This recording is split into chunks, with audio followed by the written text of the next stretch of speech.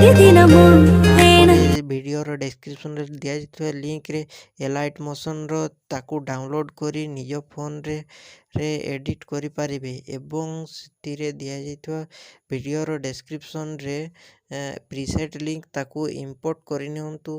ତାପରେ ସେଥିରେ ଆପଣ ଯାହା କିଛି ଚେଞ୍ଜ କରିବାକୁ ଚାହୁଁଛନ୍ତି ତାହା ଚେଞ୍ଜ କରିପାରିବେ ଏବଂ ନ ଚେଞ୍ଜ କରି ମଧ୍ୟ ଆପଣ ତାକୁ ସିଧା ଡାଉନଲୋଡ଼୍ କରିପାରିବେ।